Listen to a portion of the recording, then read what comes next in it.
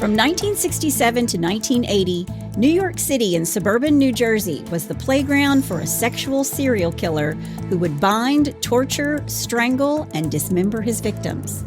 He's been convicted of a number of murders, but many, including the killer himself, believe the number is closer to 100. This is the story of Richard Cottingham, the torso killer. Hey y'all, I'm Chris Calvert. And I'm her husband, Rob Podorf.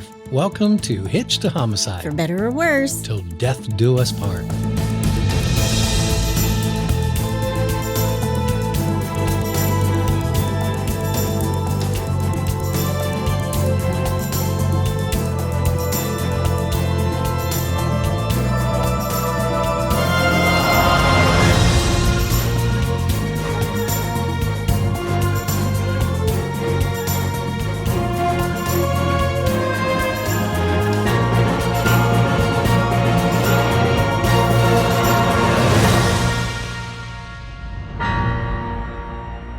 Welcome back, everybody. Yes, welcome. And for our Swahili-speaking friends in East Africa, karibu, karibu, karibu. Well, welcome in Swahili. Yes. I love that. I've always wanted to say something in Swahili. And now you have. Yeah. Well, wherever you're listening, be sure to like, rate, and review. That helps other people to find us. Mm-hmm. And if you're watching on YouTube, hit that subscribe button. Yes. And every Wednesday, just like when the podcast comes out, a YouTube comes out as well. Yeah, we've done, 3 episodes on YouTube now? Something like that. Yeah, and we've already got 90 subscribers. We're getting close to that 100 mark, so we're going to milestone every time. So be sure to turn your friends on to our YouTube channel. 100 listeners. Yeah. If you're the 100th listener, be sure to write it in the comments so we know that it's you. We'll give you a shout out. Yeah, absolutely. We don't have any prize or gifts or anything like that. No. Yet, exactly. We've got lots of cool stuff coming this year because we're coming up on our first anniversary. Yeah. So that's very exciting. We're going to have some fun stuff to talk about at that first anniversary.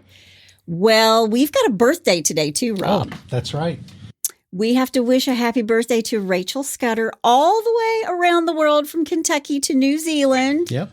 Your bestie told us it was your birthday.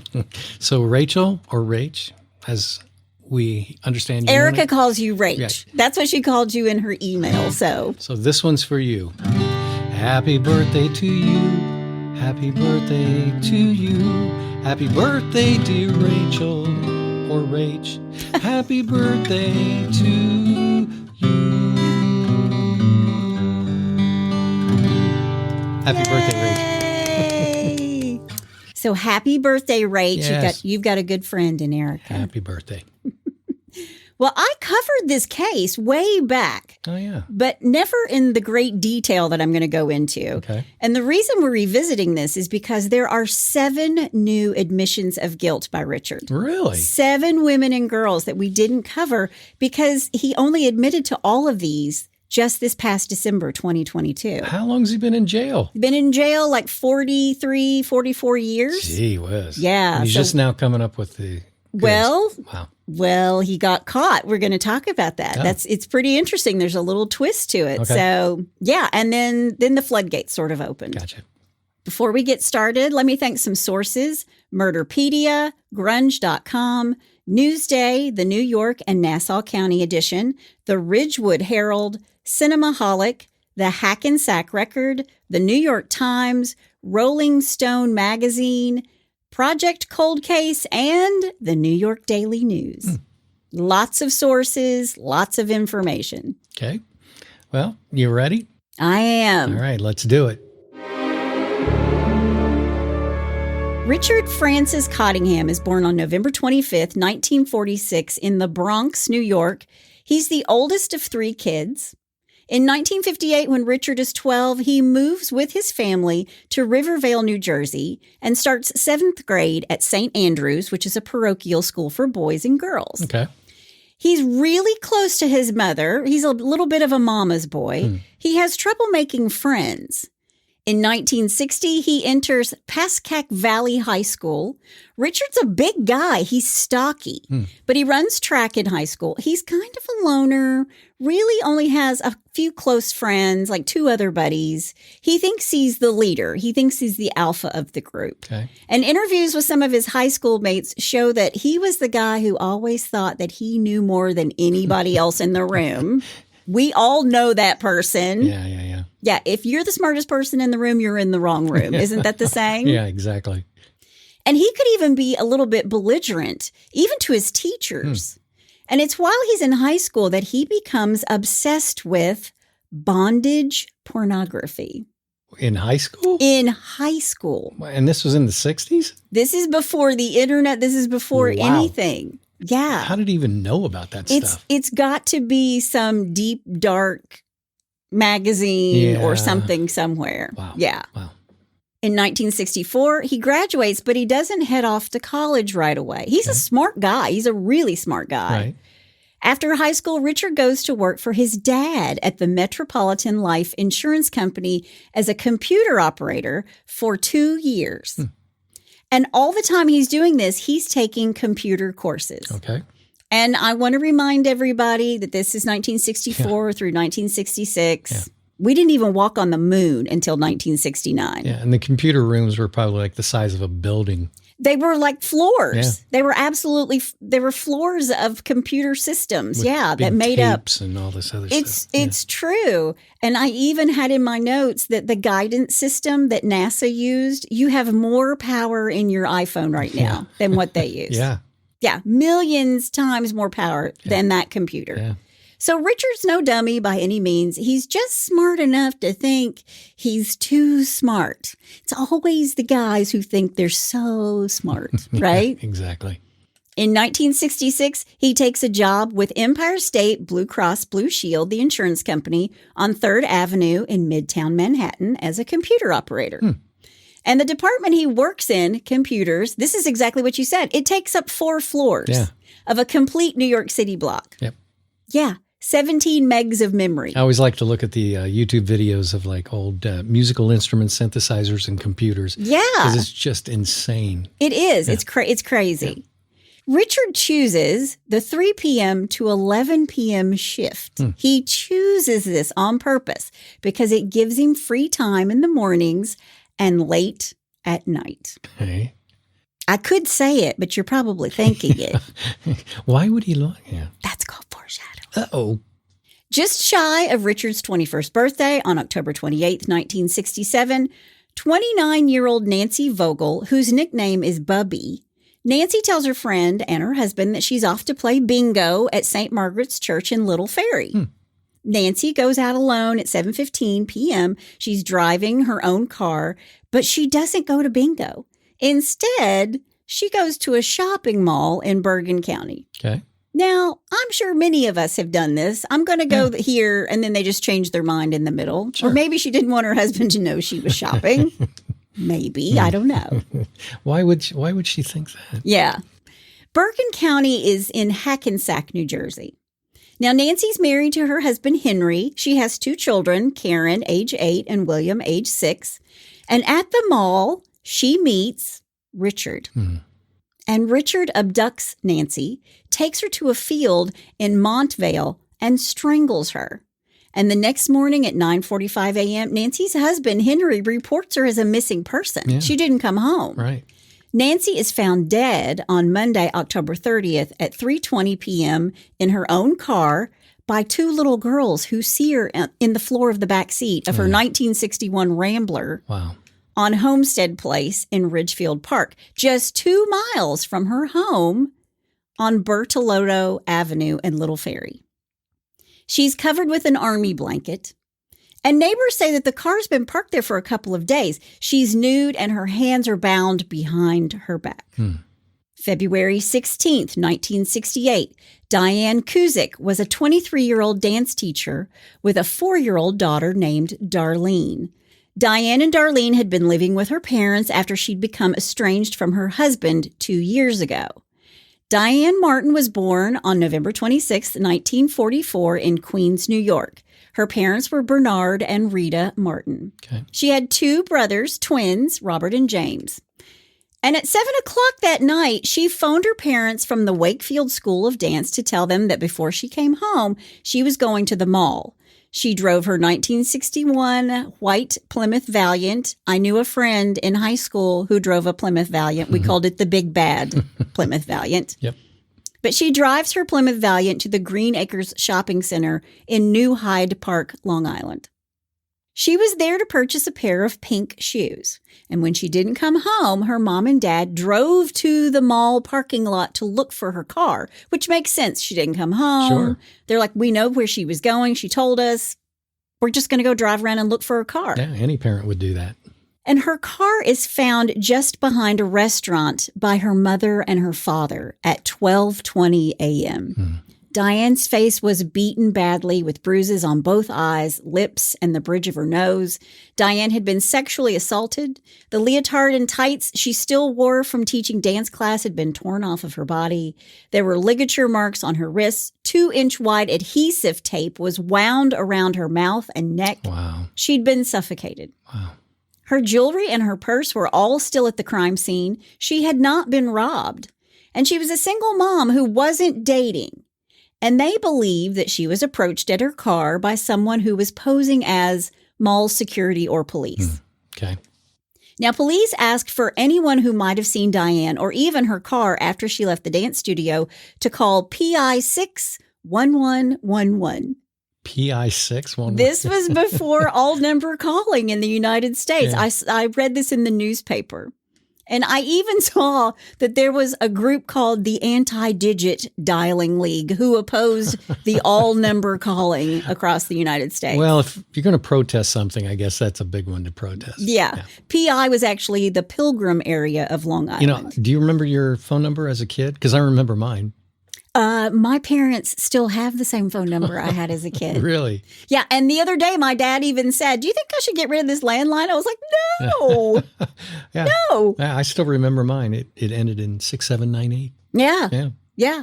I mean, that was back in the day when we actually memorized numbers Yeah. because we didn't have speed dial. And now I don't know anybody's number Yep. because you're just a name Actually, and a face on my when I phone. was really little, I remember us having a party line. Oh, that's like a whole other subject. Yeah. Anyway, moving ahead. But we digress. Yes. But police are very, very stumped by this murder. But the one thing that they do is they keep all of the clothes that Diane was wearing that night.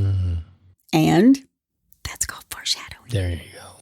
July 17th, 1968, Jacqueline Harp, Jackie, age 13 of Midland Park, is walking home from band practice. It's 7 p.m. She's a flag bearer with the color guard of the all-girl Imperial Knights Drum and Bugle Corps. Wow. What a title. Yeah. Jackie has brown hair and blue eyes. She's wearing a black and red checked blouse with little white shorts. Jackie was going to be an 8th grader at Midland Park Junior High. She was the youngest of 5 daughters. Her parents are Mr. and Mrs. Lee Roy Harp. Okay. And on that Wednesday, she's walking home from practice, and she's last seen by 2 other kids all alone on Goodwin Avenue at about 10 minutes until 10 p.m. Okay. And this is when a strange man, Richard, tried to lure her into his car. Jackie refuses. Richard persists, driving ahead of her, pulling over and walking back to her. But Jackie runs, and Richard gets out of the car and runs after her. Oh, jeez. He catches her and drags her into a bunch of bushes where he knows kids go to smoke weed and make out. Jackie's mother reported her missing at 1 a.m. Thursday when she never came home. At 6:45 a.m., Lionel Cordier Jr., who lives on Morrow Road, called police and said that his father had found a dead girl lying near the path in the wooded area directly behind their home as he was out walking his dog. Wow. When I read things like that, I just think, okay, we walk our dog every single day. Yeah. Can you just imagine you're just out minding your own business, walking your dog, and you find a dead body? Yeah. Yeah. This particular area is part of the F.G. Monty Burt Company. It's a textile mill which is located about 100 feet from the spot where her body is found. They rope off the area, and the local police, they start looking for clues. Jackie was found lying on her back. She was fully clothed, and she had blood on her stomach and a bruise on her forehead. Her glasses were found right near her. She'd been strangled. Richard had used her flag sling as a ligature. Ugh. Jackie was a terrific kid. She was an active member in her Sunday school at the Pascack Valley Baptist Church, where her family attended. Police deny that she was sexually molested. The Bergen County prosecutor, Guy Calisi, told the newspapers that it was a crime of, quote, sexual gratification. Now, I don't know if they left out that they think that it was a sexual crime, that she had been sexually abused, because, this is the early 70s, late 60s, and she's only 13. Sure. But he is a sexual serial killer. Right. Authorities think that it's definitely somebody local because only a local would know the area where Jackie's body was dumped, a place where all the kids went to make out and smoke weed. Right. Irene Blaze is an 18-year-old who dropped out of Bogota High School in 1967, but was taking classes to get her high school equivalency. She was born on January 29th, 1951 in Pennsylvania, and was the daughter of Mr. and Mrs. Henry Blaze. Okay. She had 3 siblings, Ursula, love that name, Elizabeth, and Michael. She worked at several area stores and factories since leaving high school. And she and her family had only lived on Elm Street in Bogota for a couple of weeks. On April 7th, 1969, at 7:45 that night, she tells her mom, Rose, that she's meeting a friend at the mall. Richard sees Irene at the mall where she's shopping in Hackensack, New Jersey. Richard persuades her to go and have a drink with him. They take a bus to another location to have that drink. And when they're through, Richard says he'll take Irene back to the bus station. The next day, Irene was found by 2 young boys face down and strangled to death with a wire or cord. She was lying in 4 feet of water in the Saddle River. Wow. Again, the lab says that she had not been sexually assaulted. They pick up one of her former boyfriends and question him for about 5 hours, this poor guy. Wow. And the police are only finding dead ends. And that's what happens over and over again. Dead ends, dead ends. July 14th, 1969, 8 p.m. Denise Falaska, 15 years old, left her residence on Bergen Line Avenue in Gloucester, New Jersey. Denise was last seen by family members on her way to meet with friends in Westwood, New Jersey. Denise's parents are Jacob and Jacqueline. She also has 4 sisters, Cheryl, Diane, Karen, and Patricia. Denise apparently lies to her parents and tells them she's spending the night over at a friend's house. She will never return. Witnesses reported seeing Denise walking on Old Hook Road in Emerson towards Westwood at about 9 p.m. that night. She was wearing blue bell-bottom jeans. Yeah. I'm pausing for Rob. Now you're talking my language. She was wearing blue bell-bottom jeans, a dark-colored shirt, and she was carrying a brown leather drawstring purse. Richard pulls up his car alongside her and asks if she needs a ride, and Denise accepts. Oh. Denise is only 5'3" and about 100 pounds. Yeah. She's somebody who's easily overpowered by Richard, and in fact, all of the women that he chooses are small, are petite.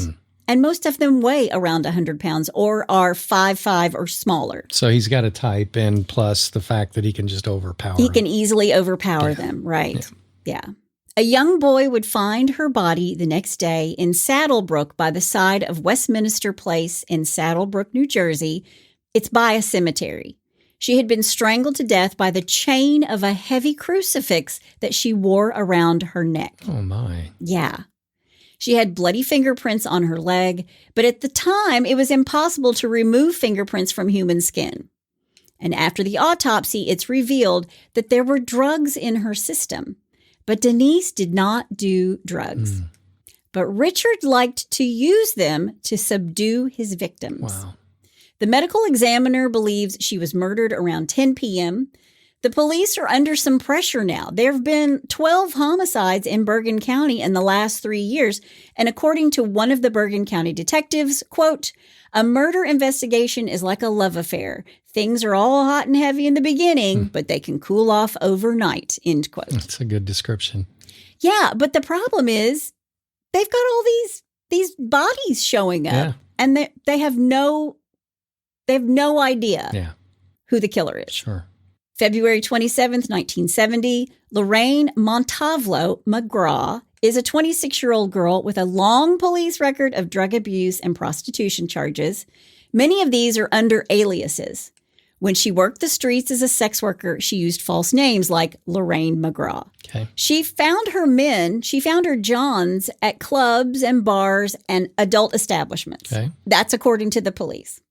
Lorraine lived on Long Island, and on the night of February 27th, Lorraine meets Richard.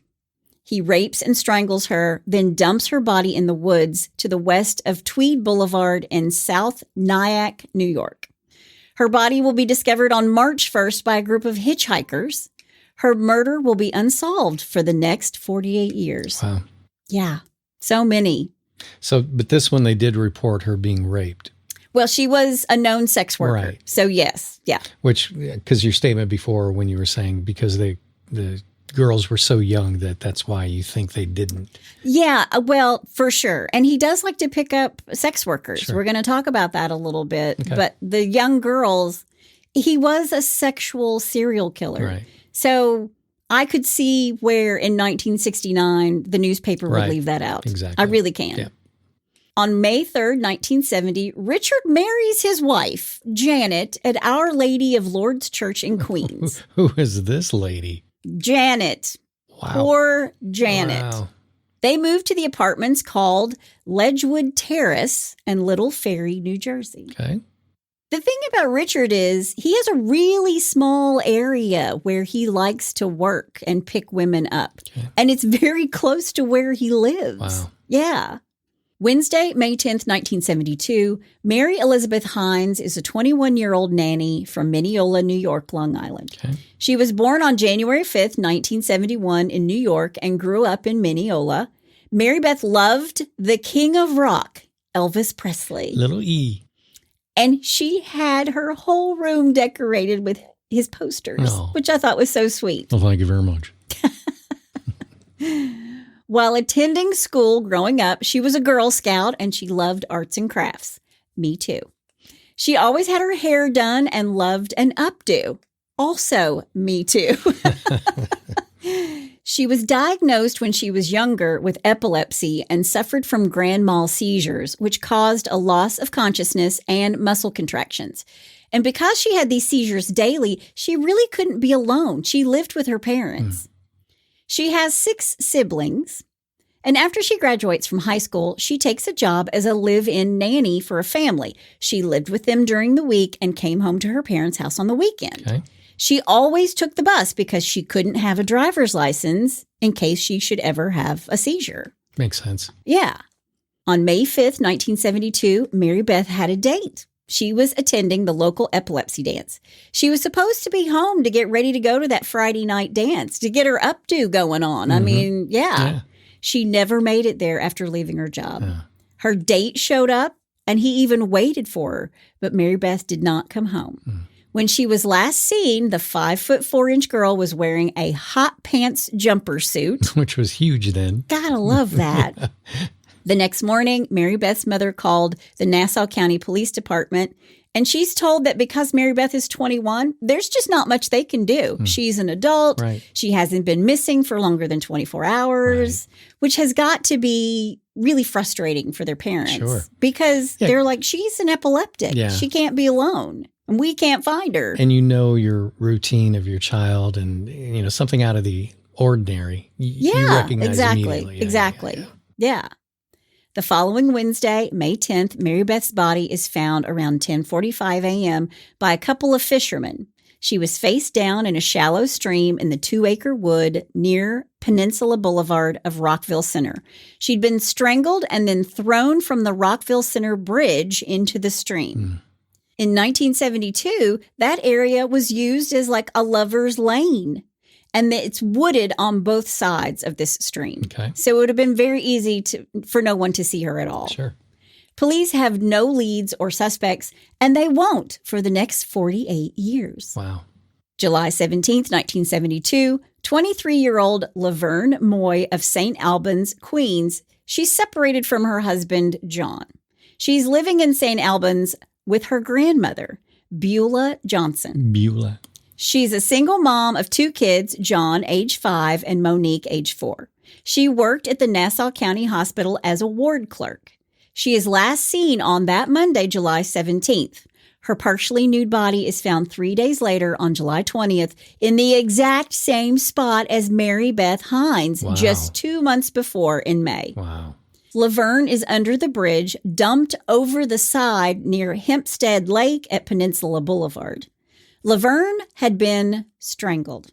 And the day that Laverne is found, a patrolman who was taking a dog census, which is to get a head count of dogs and their licenses in the area just to make sure they've had their shots and that they're up to date. How would you like to be assigned to that? And to help return lost puppies. Yeah. Well, this patrolman, who I don't even think was a full officer at that time, he had a photo of Laverne and he showed it to Ethel Tinsley. And Ethel sees this photograph and tells the patrol officer, "That looks like my daughter, Laverne." Ethel and her husband will positively identify some of Laverne's jewelry first. Wow. When they tell them that, yes, it belonged to our daughter, they then positively ID the body. That's sad. But they do it through Laverne's fingerprints, which were on file at the hospital. So if you work at the hospital, you had to be fingerprinted back then. Sure. They never make this family go identify this body because it's so horrible. Wow. This case will go no further for 48 years. Also during this time, Richard acquires himself a rap sheet. August 21st, 1972, he's charged and convicted of shoplifting at Stern's department store in Paramus. He's hanging out at the Paramus Mall. He's like a weird stalker dude who's married and hanging out at the mall, ogling women. Friday, July 20th, 1973, Sheila Hyman is a 33-year-old wife and mother of 3 boys, Todd, Bruce, and Randy. Okay. Sheila Clark Hyman is born on January 12th, 1940, and during the summer of 1973, her 3 boys are off at summer camp. Summer camp's the best. Yeah. Sheila works with her husband, Leon, and her brother-in-law at the Gold Lee Book Company, which is a book distribution company in Brooklyn. Right. Leon and his brother own this family business. And Leon and Sheila were a loving couple living in a nice area of Long Island. And I read in the newspaper, the 1973 newspaper, I read in the paper that it was a $75,000 home in 1973. That's a lot of money. It's about a $500,000 home today. Yeah, so very nice. Sure. They also had what was called a sleep-in maid, so a live-in. Wow. And she actually had Fridays off. And what did he do? He was a part owner in a book distribution center that was in Brooklyn. Okay. Yeah, I remember now. And they have this sleep-in maid, but she takes Fridays off. And during the summer months, Leon and Sheila take Fridays off. Okay. And on this particular Friday, Leon left the house around noon. He was off to buy presents for their 3 sons at camp. I mean, I don't know if he was going to send stuff to them at camp, but we used to do that when Luke was at camp, was at sleepaway camp, when they're there for weeks or 8 weeks or a couple months. Yeah. You send stuff to them. Yeah. So he's off buying things for his 3 sons. But he said, he was coming back soon because the 2 of them were going to an antique auction. Gotcha. When Leon returns to the house just after 1 o'clock, all the doors and windows in the home are locked and secured at 771 Mulberry Place in North Woodmere. He goes upstairs calling to Sheila, and he finds her still in her pink nightgown lying on the floor of the master bathroom. The walls are spattered with blood. Sheila had been killed using blunt force trauma to the head and neck. Wow. She's been bludgeoned at least 15 times and was lying in a pool of her own blood. Gee whiz. And according to the newspaper articles in 1973, there was no sexual assault. The house is undisturbed. Sheila's still wearing her diamond engagement ring and her diamond wedding band and her purse, which had several $100s inside. All the cash is untouched, and nothing in the home had been taken. And police assume that Sheila had let her killer into the house because none of the locks had been picked and there was no evidence of a forced entry. Okay. The police question Leon, of course, question the husband forever. Yeah. For hours. They questioned him Friday night into Saturday morning. So he finds his dead wife. He's a grieving husband. And they take him down to the police station and they question him all night long. Wow. They questioned him until Leon said, quote, "I want my attorney." Over 250 people would attend Sheila's funeral service. Leon was cleared of the murder. Too many people saw him out that day while Sheila's murder was taking place. Right. Captain William Metis of the Homicide Squad tells the media, quote, "We have no suspects, leads, or motive." They also have no murder weapon. So he's pretty good at not leaving a trail. Yeah. But it's only 1973. Your time's coming, Richard. Yeah. They always make a mistake. Yes. Then on Tuesday, September 4th, 1973, just after Labor Day, Richard is charged with robbery, sodomy, and sexual assault. Oh, wow. But this case is dismissed. Why? I actually think he was with a sex worker or someone who didn't want to deal with authorities, and when she didn't prosecute, it just all went away. Gotcha. Yeah. 3 months after Sheila's murder, it's October 15th, 1973, Richard and his wife Janet welcomed their very first child into the world, Blair. His poor family. Yeah, I was just about to say, I mean, how would you like to be born into that? Yeah, well, you don't get to pick your family, right? You can pick your nose, but not your family. It's true. Then Richard was back on the streets raping and murdering again. December 27th, 1973, Maria Emerita Rosando Neves is an 18-year-old girl who lives in Manhattan. Okay. A Jones Beach Parks commission worker who is pruning trees finds Maria's body in a heavily weeded area near the Zacks Bay bus stop on Ocean Parkway. Maria lived on the Upper West Side of Manhattan and in the Bronx with some friends, and she also once listed her address as a hotel. She was a Puerto Rican immigrant who sent her mother money just before she died, $100. Okay. And in the letter, she asks about her uncle and says that she wants her uncle to write to her, and she asks her family for some family photographs. So I think she was missing home. Right. She had a boyfriend, and she told her family they were thinking of moving to Colombia to live. Now, the guy who was pruning the trees finds Maria's body wrapped in a blanket with the ends tied together. And she'd been bound, her hands tied behind her knees. She was strangled and stuffed into lots of plastic bags and then wrapped in this gray blanket. Wow. Her neck had rope burns. She was very petite and was wearing a bra and jeans and had small cuts on her hands from maybe trying to ward off a knife attack. Defense wounds. Yep. Police issue a 13-state bulletin for the names of missing persons that fit her particular description. She will remain an anonymous murder until her fingerprints are matched to an arrest. Okay. And police believe she's murdered somewhere else and her body is dumped at the beach. She is found on December 27th, and her autopsy report showed that she was likely murdered on Christmas Day. Oh, man. Her homicide will be unsolved for the next 48 years. Wow. February 12th, 1974, Richard's now 27 years old, married, he has a daughter. He extends his police record again. He's charged with unlawful imprisonment and robbery. But again, the case is dismissed. Okay. Yeah. Again, I think it was probably a sex worker. And, I have to wonder, too. I mean, what's his wife thinking during this whole thing? Well, here's the thing. At home, Richard seems like the perfect husband and father. His neighbors actually said that he was a very doting father and a nice guy. So, I mean, how did his neighbors and his wife, how did they know about the crimes that he was accused of?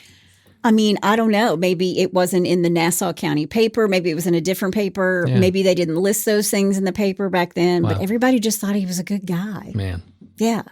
August 9th, 1974, 17-year-old Mary Ann Pryor and her friend, 16-year-old Lorraine Kelly, who goes by Lori, are on their way to shop for bathing suits at the Paramus Mall, someplace that Richard always hangs out. Yeah. Mm-hmm. Okay. Mary Ann was born 1957. Her parents are James and Wanda.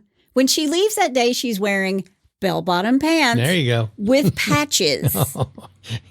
Now you're getting fancy. And a halter top. Lori Kelly was born on August 18th, 1957. Her parents are both dead. Her father, Thomas, died in 1969 of cancer, and her mother, Frances, had died just 2 months prior in June, also of cancer. Oh, wow. Lori does have siblings, a sister, Maureen, and 2 brothers, Thomas and John. When she leaves to go to the mall, she's wearing a white short sleeve shirt and brown corduroy pants with clogs, a beaded bracelet, and a necklace that is engraved Lorraine and Ricky. Ricky, in fact, is the one who dropped the 2 off at the bus stop. Ricky is Lori's boyfriend. Gotcha. It's thought that instead of waiting for the bus, the 2 of them decided to hitchhike because these 2 best friends were known hitchhikers. And it's 1974. Sure. Lori and Marianne were both known as good girls, sweet, but both very quiet and reserved. And who picks them up as they're hitchhiking? No. Richard Cottingham. Richard abducts them and takes them to a hotel. After torturing and raping them, he drowned them both in the hotel bathroom. Oh, gee. And while this is happening, the police have said these 2 missing girls are runaways. So when I researched this case, this particular case, and put their names in, them going missing came up. But also, like the next day, there was an article in the newspaper that said these 2 girls are runaways. They're not runaways. Right. What they know is that they were both students at North Bergen High School and had left their homes at 4 p.m. on that Friday. Okay.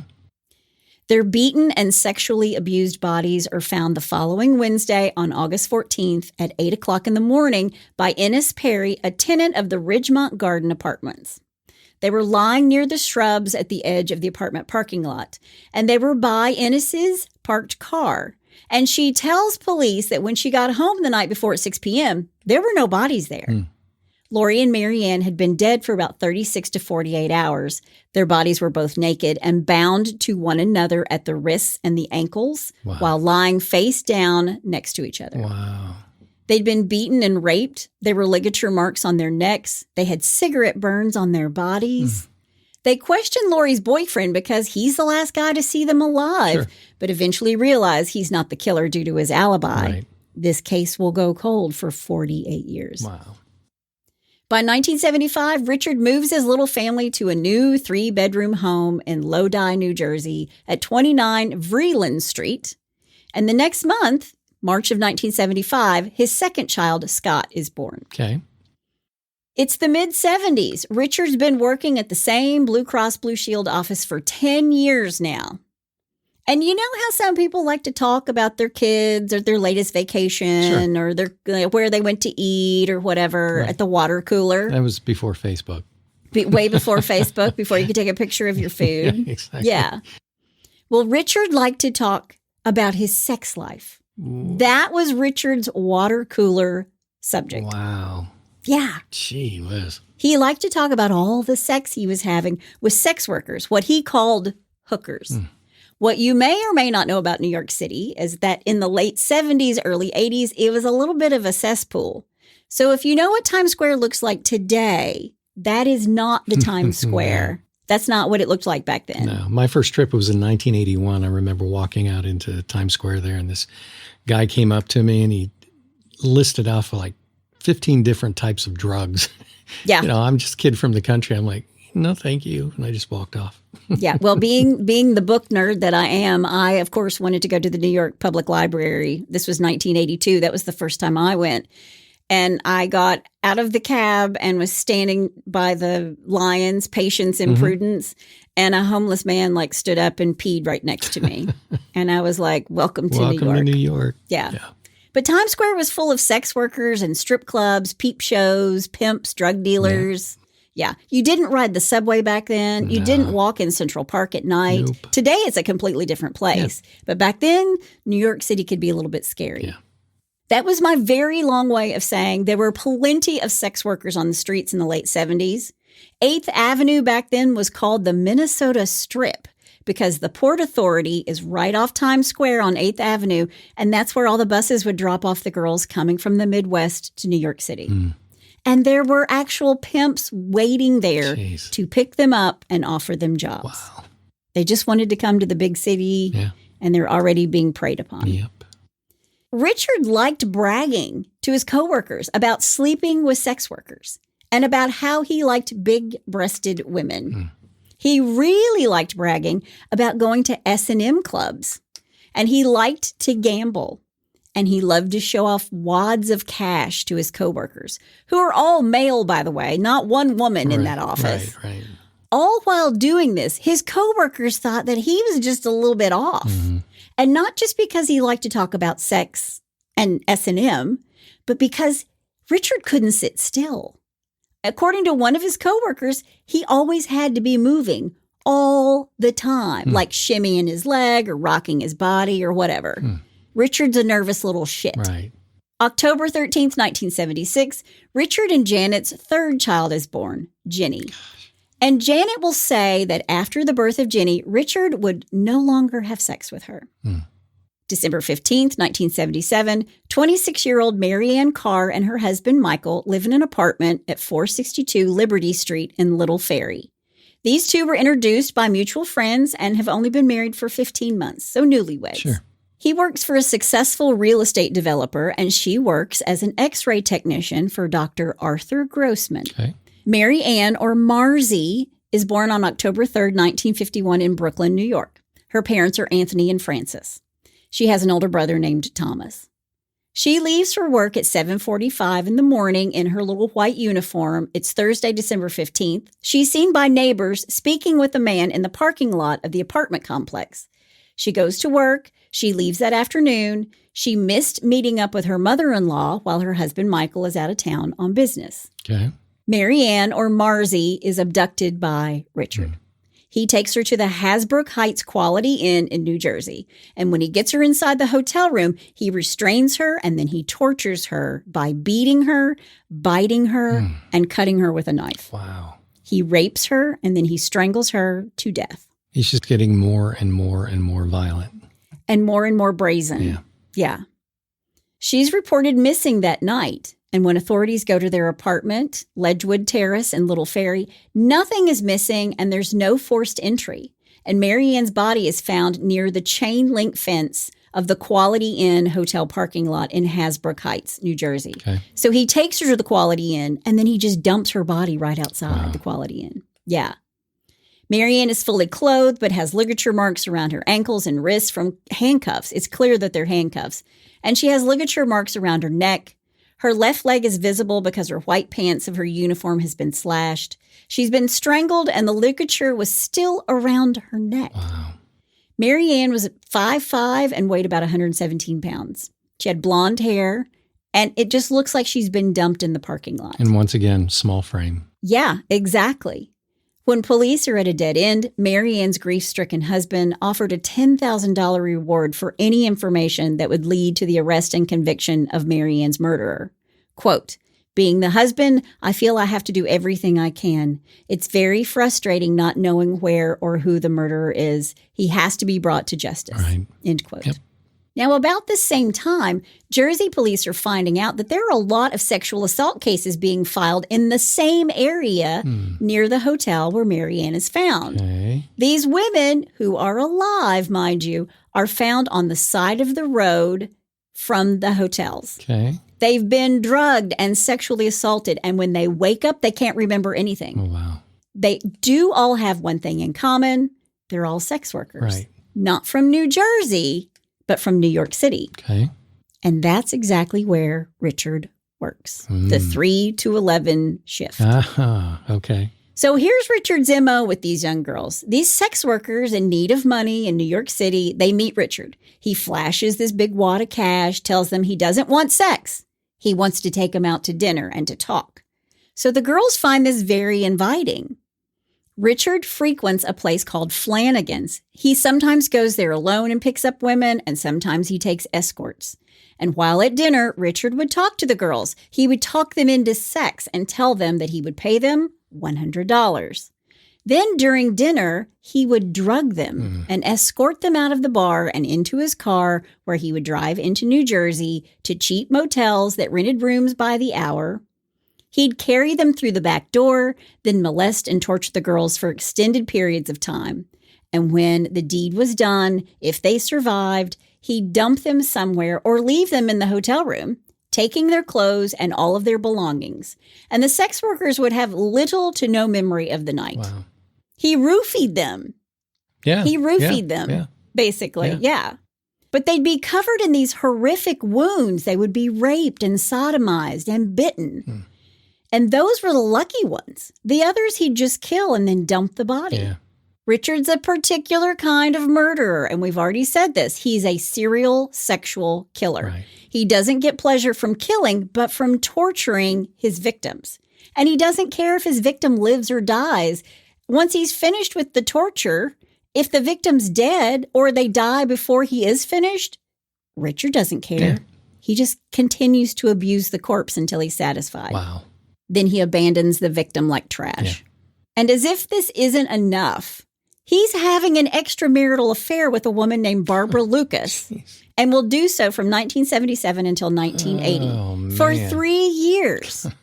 Where does he find the time? Really? Wow. I don't even have time to do my laundry, and this guy is killing and raping and has a wife and kids and a mistress on the side. I spend most of my extra time looking for my car keys.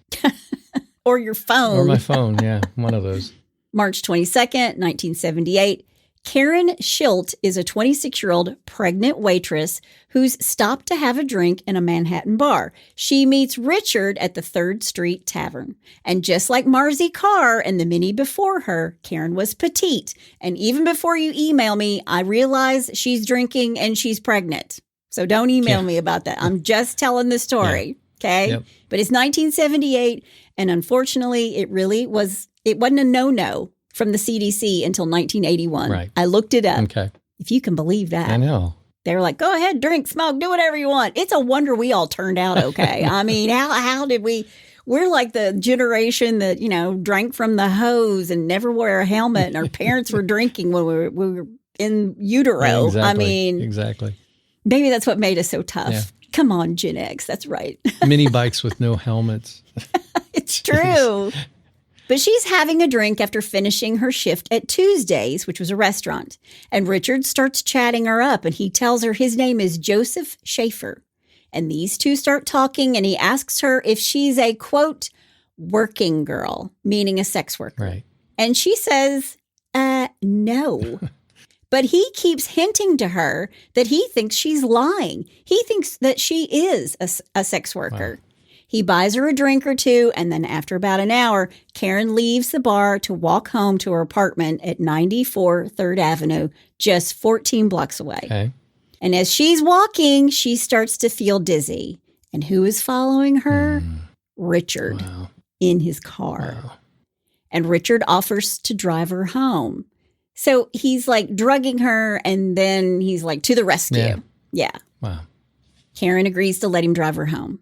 And as soon as she gets in the car, she realizes he has no intention of taking her home. They were leaving Manhattan toward New Jersey. Then Richard offers her a pill to make her feel better. It was a barbiturate. She takes the pill and falls asleep. No. Yeah. Richard drives into a parking lot across from the Ledgewood Terrace apartments where he used to live and sexually assaulted Karen. Wow.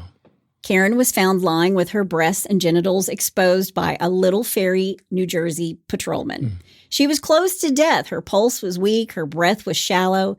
She goes by ambulance to Hackensack Hospital, where she had to be given oxygen and cardiac massage to get her heart going again. Wow. She was that close to death. Wow. But she will survive. And the toxicology report said that she had 2 different types of barbiturates in her system. She had bruising on her legs, cigarette burns on her left breast, trauma to her elbow, and bite and scratch marks all over her body. Wow. October 10th, 1978, Susan Geiger, age 19, a sex worker who is also pregnant, is approached by Richard on 8th Avenue. Susan is a 5'0", 96-pound girl. He tries to pick her up between Broadway and 7th Avenue on West 47th Street.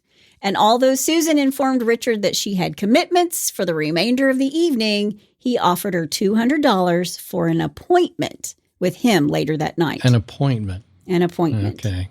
So she leaves him her contact information at the Alpine Hotel.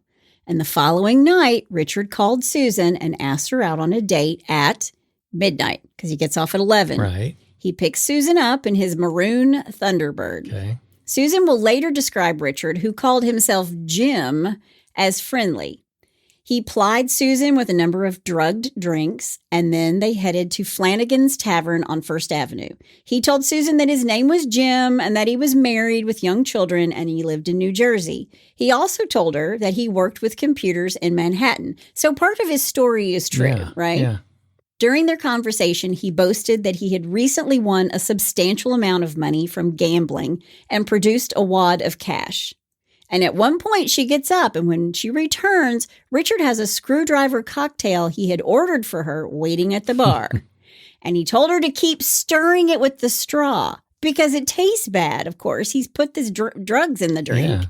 And she does it. Oh, jeez. And soon after, she takes a few sips of the drink. She begins feeling dizzy and detached. And just like the other girl before her, like Schilt, her memory of what happened that night was incomplete. It's gone. Susan would wake up covered in her own blood in room 28 of the Airport Motel Wow. in South Hackensack, New Jersey. Wow, that's different. Susan had been tortured by Richard, who injured her face, breasts, vagina, and rectum. In addition, he had beaten Susan multiple times with a garden hose and torn Susan's gold earrings out of her ears. Jeez. She was taken to the hospital by a South Hackensack police officer. Additionally, Captain Agar, who was first on the scene, looked into room 28 of the Airport Motel and gave the New Jersey State Police Laboratory a number of pieces of evidence. Yeah. Okay. And here, investigators found seminal fluid that a male with type O blood had left behind on a towel. Okay. And of course, when they get her to the hospital, they do toxicology. She's got barbiturates in her system. Right. April 1979, Richard's wife, Janet, files for divorce. Go figure. It's about time. Bless her heart. I don't know if she's left him physically or not. I don't know if they were living apart at this time or not. Right. But this is where it gets real, as if it hasn't been real before. Yeah. Late on December 2nd, 1979, New York City firefighters are called to a blaze in a Times Square motel, the Travel Lodge Motor Inn. Room 417. Okay. Hotel workers call the fire department after seeing smoke coming from inside the room. And on the outside of the door, a do not disturb sign was hanging on the doorknob. The name on the room was Carl Wilson. Okay. And Carl had been using this room under this name since November 29th. When firefighters arrive, there are 2 bodies in the room, one on each bed. The first fireman leans in to start mouth to mouth and realizes that the woman on the bed has no head. Oh, She's been decapitated. Jeez. Both bodies had been decapitated. Wow. Also, their hands had been cut off. Richard raped, tortured, and killed both women, then used a hacksaw to cut off their hands and heads Wow. before lighting them both on fire. Oh, my gosh. He left the scene with the victims' heads and hands in a bag. Wow.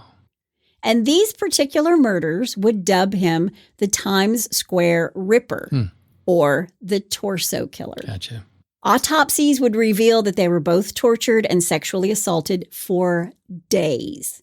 Authorities are able to identify one of the bodies, 22-year-old Dita Gudzari, who was a sex worker who lived in Trenton, New Jersey. She'd come to the United States a few years before from Kuwait. And Dita had a 4-month-old daughter. And Richard is a regular customer of Dita's. That's called foreshadowing. There's lots of it this week. That's the third foreshadowing we've I had. know. I've just foreshadowed myself out the door. The other woman, to this day, remains a Jane Doe. Oh, really?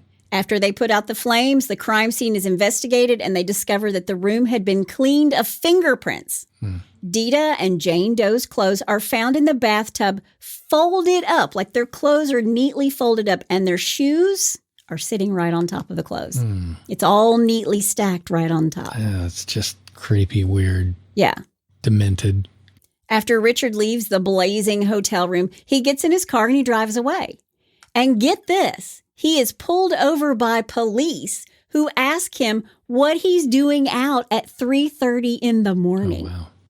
In his car, he has a bag with 2 heads and 2 sets of hands. Wow. He tells the police officer that he was staying at a nearby hotel and was driving to get something to eat. The officers never asked to see what was inside this bag. Wow. Yeah. That close. So close. Yeah. So the police officer says, okay, go get something to eat, sends him on his way. And after that, Richard disposes of the heads and the hands. At autopsy, the medical examiner can see that the bodies had been killed at different times. Jane Doe is thought to be in her teens, and once Dita is identified, they discover that she is a high-class sex worker, and she normally did business in expensive hotels and not the seedy ones that are in Times Square. Sure. Now, today, the Times Square hotels are expensive. Yeah. Richard's co-workers later say the murders rocked the city at that time. Yeah. And that's saying a lot because the city was pretty rough back then. Big time. And when Richard talked about the Ripper of Times Square murders to his buddies at the water cooler, he said, quote, "It could be me. It could be you," end quote. They thought he was kidding because they just think Richard's weird. Yeah. He's weird AF. Well, and you wouldn't think anyone that you know or work with would be that twisted and demented. Yeah. You're standing next to this guy who's really good at his job, apparently, and has been there for 12 years or whatever. It has a wife and kids, and everybody thinks he's a doting father. Right. And instead, he's killing these women and setting them on fire. Jeez. May 5th, 1980, the Quality Inn Motel in Hasbrook Heights. This is the same Quality Inn where Richard has dumped Mary Ann Carr's body in the parking lot. Okay. He's starting to play games. Wow. A maid for the hotel comes to clean room 132, a room that Shelley Douglas had checked into. The name is obviously an alias. I also read the alias was Shelley Dudley, so it's one of those 2 names. Okay. Shelley checks in with Richard Cottingham. When the hotel maid, Mary Ann Sancanelli, goes into the room, she smells something foul. Oh. She moves the mattress away and finds the body of Valerie Street, a strawberry blonde, 5'4" petite. Wow. She's a sex worker from New York City. Jeez. She's hideously disfigured. Her hands are so tightly handcuffed behind her back, the cuffs have cut into her flesh. Valerie is covered in bite marks and was beaten across the shins.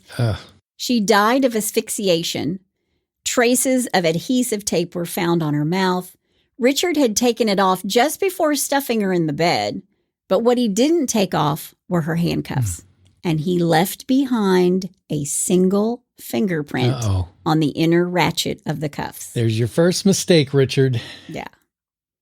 They discover Valerie's identity by her fingerprints because she'd been convicted of prostitution in Florida. And in fact, Valerie arrived in New York City from Florida just 6 days before she's murdered. Wow. Not a good trip. 8 days later, May 12th, 1980, Richard picks up Pamela Weisenfeld in New York City. He drugs her and drives her to New Jersey, where he beats, rapes, and savagely bites Pamela in the chest, dumping her body in a parking lot in Teaneck, New Jersey. Okay. Pamela will survive. 10 days after murdering Valerie Street, May 15th, 1980, the New York Fire Department is called to the Hotel Seville at 29th and 5th Avenue. A fire has been set in one of the rooms, and when they put out the flames, Jean Reiner's body is found. Jeez. She's been butchered, stabbed, strangled, and mutilated. Both of her breasts have been cut off and placed on the headboard of the bed. Oh, my God, this guy's a monster. And her torso has been set on fire. Now, remember how he told his coworkers at the office how he liked big breasts? And he cut those off. New York Police Department knows this is the same guy who just cut off the heads and hands in the Times Square Hotel. Yeah. By the way, do you know how Times Square got its name? I do not.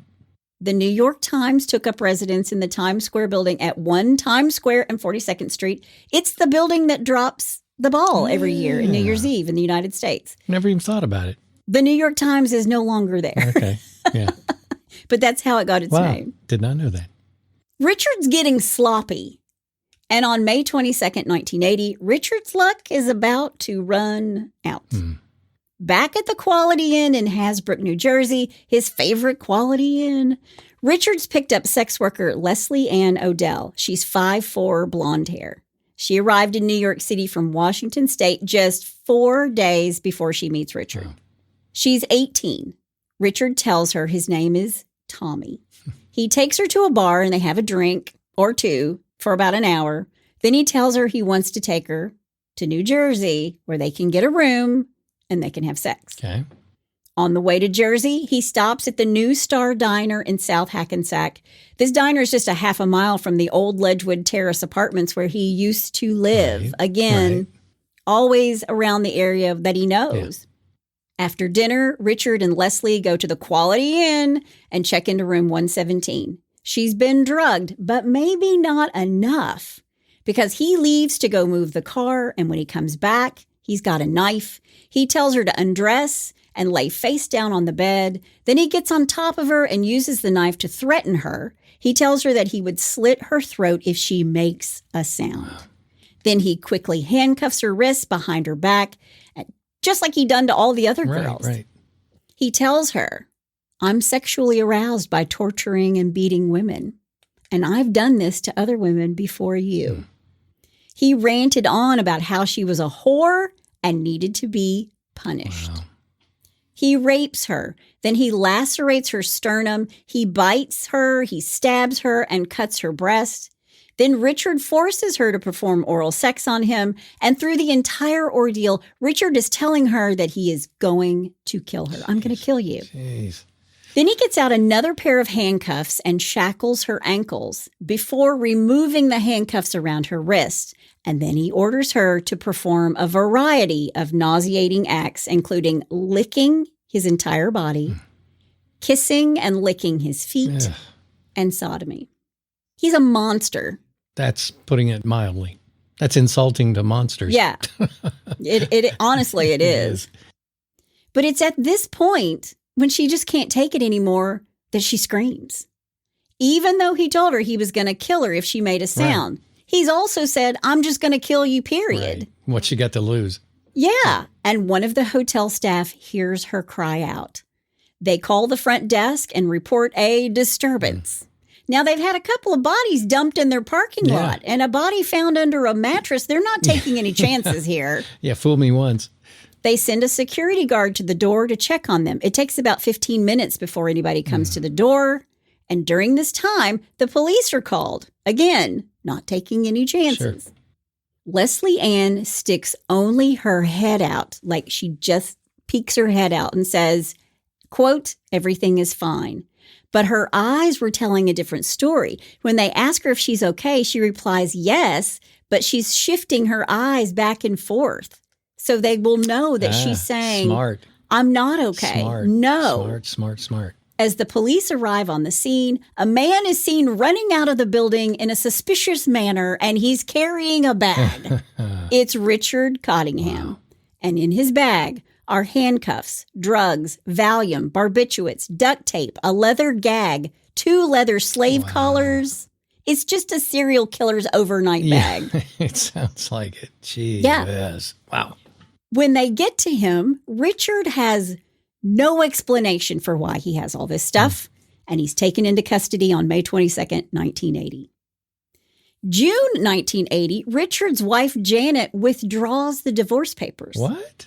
Yes. Why? And his wife then describes him as a devoted husband and a good dad. Oh, wow. Yeah. Wow. I mean, he might have been a good dad. I don't know about that. Yeah. I really don't know about the devoted husband part. He'd been cheating on her. Yeah. I cheated on her and I killed several women. But other than that, I was a great husband. Yeah. But Richard maintains his innocence. Deny. Yeah. But she takes the kids and moves to Poughkeepsie, New York. She will divorce him in 1981. Okay. Now, Richard is smug even with the police officers, even though he's been identified in a police lineup by 2 of the women who lived, Susan Geiger and Karen Schilt. Those are the 2 pregnant women. Right. And when he won't answer the police officers' questions, he finally says, quote, the only thing I have to say is that I have a problem with women, end quote. Okay. Yeah. I have a problem with women. I think that's an understatement. That's the biggest understatement ever. Wow. They search Richard's middle-class home, and in his basement, behind a locked door that his wife and kids had no access to, are souvenirs of all the women he killed. No. It was his trophy room. Wow. So all these women, all these cases with no leads and no suspects, it was all right here in Richard's basement. Jeez. Still, when he goes to trial, he denies everything, saying he only knew the one sex worker, Leslie Ann Odell, the girl that he got caught with in the hotel. He also claimed that everything that he and Leslie Ann did was consensual. Yeah, sure. Yeah, consensual. Yeah. Whatever, Richard. He did all kinds of crazy stuff during the trials. He tried to commit suicide twice, once by drinking anti-anxiety medication and the other by slashing his left forearm open in front of a jury. Oh, wow. He escaped out of the courtroom for a hot second before being chased down and tackled to the ground and had to go back and finish the trial. Wow. This is a guy who said, it's not me, it's not me, it's not me. And he's trying to kill himself and then running away from the trial. Yeah. He was found guilty for the murder of Mary Ann Carr on October 12th, 1982. He would be found guilty of the murder of Jane Doe and Dita Gudzari, as well as Jean Renier in July of 1984. Oh, wow. Okay. In 2010, Richard admits to the murder of Nancy Vogel. In 2014, he admits to the murders of Irene Blaze and Denise Falaska. Wow. Then in 2017, he admitted to murdering Jackie Harp. In 2021, he admits to and is convicted of the murders of Lori Kelly and Mary Ann Pryor. Wow. Those are the two girls who were going to look for bathing suits. And finally, in December of 2022, he admitted to murdering Lorraine McGraw, Laverne Moy, Sheila Herman, Marita Neves, and it's all because of Diane Martin Cusick, the dance teacher. Really? Well, why Diane? Well, in 2021, the Nassau County DA's office arranged for the retesting of a semen sample that was left on the clothing of Diane. Gotcha. Richard raped and strangled her in the back of her car in 1968. Right. And this sample had been preserved on her clothing for over 40 years. Wow. Diane's daughter, Darlene, do you remember her? Yeah. She was like 4. Sure. In the early 2000s, she went to the Nassau County Police to see if the technology we have today could be used to solve her mother's murder. And 23 years ago, the DNA profile that was generated from the semen on her mother's clothes, it wasn't suitable to be uploaded into the National DNA Index to even look for a match. Sure. But 22 years later, technology had advanced to the point where they could generate a DNA profile from the crime scene. Right. And in 2005, authorities added Richard Cottingham's DNA profile into the databank. He was in jail, but they just went ahead and took his DNA. Sure. When they uploaded Diane's profile, it was a perfect match to Richard Cottingham. Wow. Yeah. So how did all the information on all the other victims of Richard come out? For a man who wouldn't speak about the murders, right? Right. An author, Peter Vronsky, he's got tons of books on serial killers out there, and I'll put a link to his Amazon page in the show notes for anybody who's interested. Peter had an ongoing relationship with Richard for years, and Richard confessed all the new crimes to him. Really? Yes. Wow.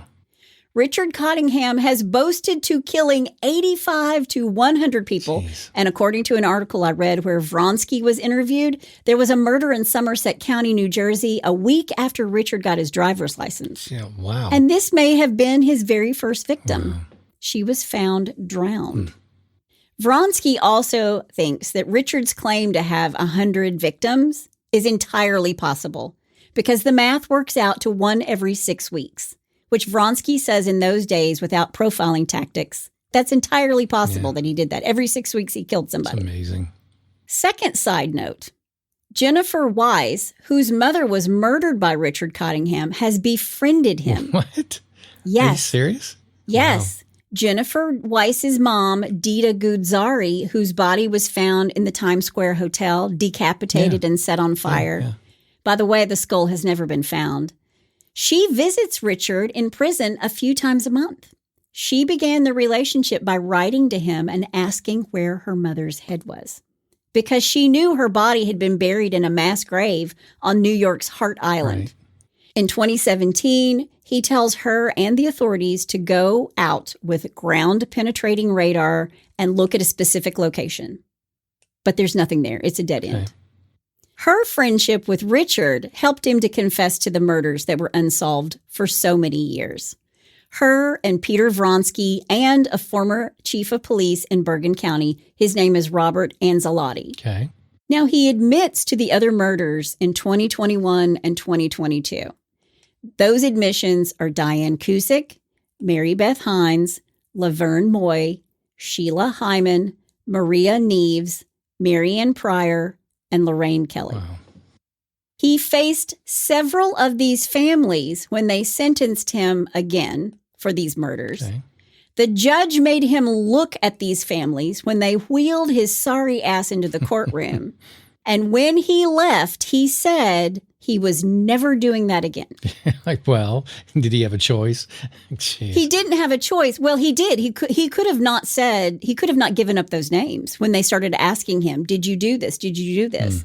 Because part of the reason we know that he picked the girls up who were hitchhiking and what he did is because he told. Right. He told on himself. Right.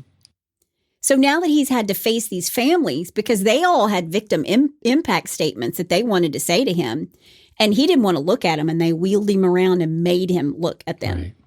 So now, who knows if we will ever know the true extent of his murdering ways, because they think he's murdered up to 100 women. Okay. But he did finally confess to those. Wow. Richard has been sitting in prison for 43 years. He's currently housed at the Southwoods Prison in New Jersey. His health is failing. Wah. Too bad. And now he's in the prison infirmary, which is like a retirement home for criminals. They're still trying to get information out of Richard, but he is serving a 200-year sentence. Now, they haven't prosecuted him for some of the new victims other than Diane Martin Cusick, because why? Time and resources are better put to prosecuting somebody else. He's there for good. He's not getting out. But it was some closure for these families. I'll leave you with this quote of Richard's from when he's asked by Rolling Stone, why did you kill these women? Quote, for a long time now, I have been trying to understand the darkness that enveloped my soul during my youth. Remorse back then wasn't part of my thought process. When the sun went down and the moon came up, the animal form that is in all of us came out and controlled my actions. End quote. Whatever. And I say that, whatever, Richard. You knew exactly what you were doing. You bragged about it to your coworkers. Yeah, you danced on that line between confession and insanity. They all thought you were knucking futs. And you're sitting there going, it could be that the torso killer could be you. It could be me. And then you won't look at the victims' families. So he says he has remorse. Yeah. But whatever. That it was not part of his thought process back then. Sure. But I don't think he's remorseful now. I think he's sad he got caught and he had to spend his life in prison. Like most serial killers. Yeah, exactly. Yeah. But that is the story of Richard Cottingham. And if we get any more victims, I promise we'll come back and talk about them. But that's all I have to say about that.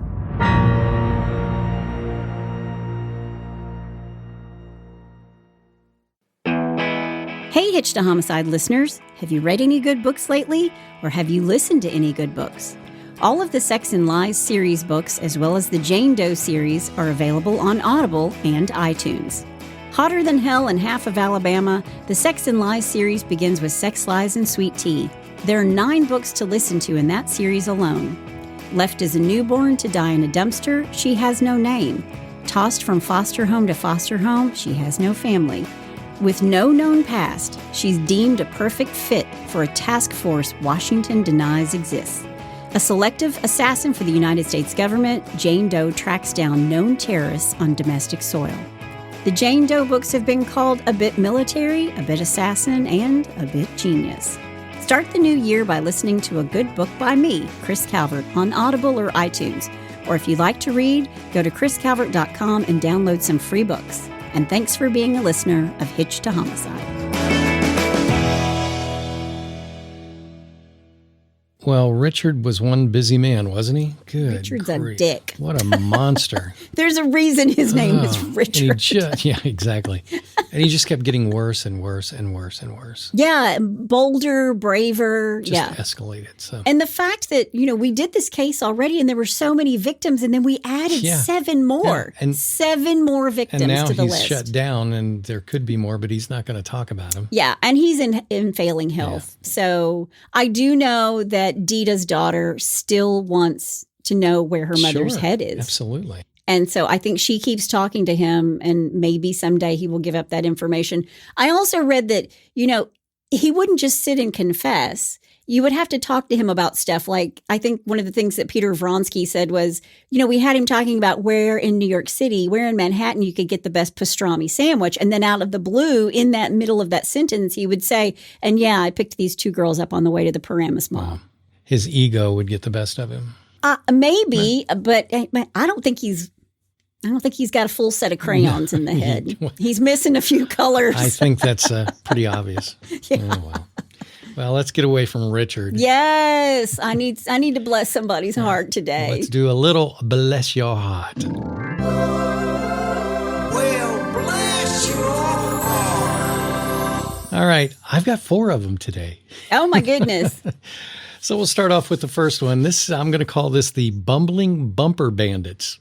Okay. 3 would-be British thieves tried way too hard to wrap chains around an ATM machine that held $31,000. That would be about 20,000 pounds.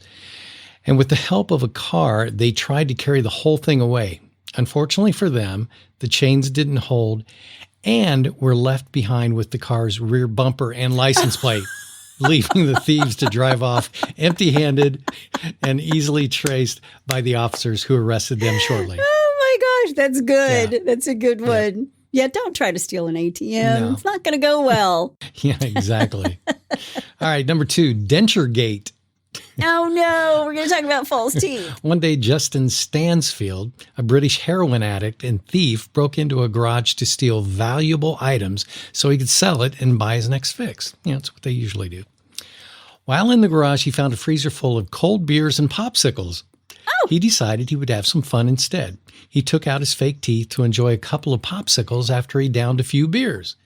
But before he left, he forgot to put his teeth back in, and the police were able to trace them back to the rightful owner. This dumb act, I like that, cost him 16 months behind bars. Oh my gosh. All right, number 3, don't forget your homework. Wait a second. Are you supposed to take your false teeth out before you eat a popsicle? I guess. What's that? I don't know. Okay. All right, number 3, don't forget your homework.